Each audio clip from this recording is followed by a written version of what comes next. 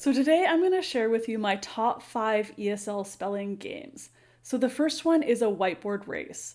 And so divide students into 3 or 4 teams and then have them line up in lines at the whiteboard. And the first student from each team would grab a marker.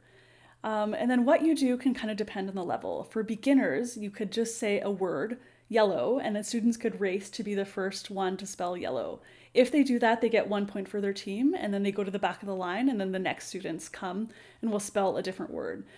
For slightly higher level students, you could give some hints. So for example, it's the color of water, and students might say blue. They could spell blue. So you could give hints and they could write the words. All right, so that's my first one. My second one is chain spelling. So this is kind of a friendly competitive game for spelling. So all the students can stand up out of their desks and then get them to line up kind of in a circle. And then you can say a word and students will have to spell it letter by letter.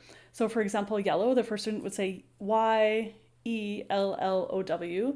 And if the students say the letter correctly, they stay in the game. If they miss a letter, they have to sit down and are out of the game. And I will generally give students 3 seconds. Also, I'll count on my fingers, 3, 2, 1. And if they don't say it within that time, they also have to sit down. So continue until the last person is standing or the last couple people are standing. All right, the next spelling game is Boggle. So it's easy if you have a very small group just to get the actual Boggle game, or you can drop a grid on the board and then play some Boggle. So I generally say that students have to come up with words that are 4 letters or more.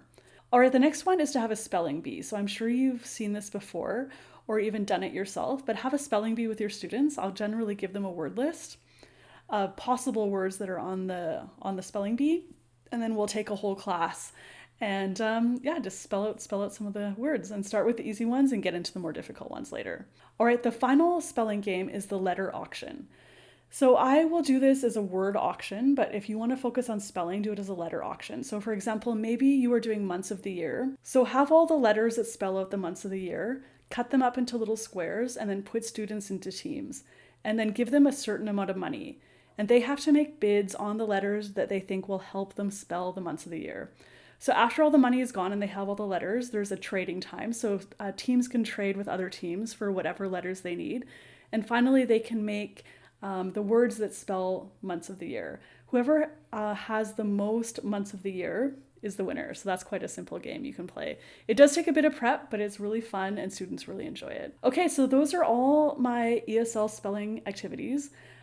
Please leave a comment and tell me how you help students with spelling. And please hit like, subscribe, and catch you next time. Bye, everybody.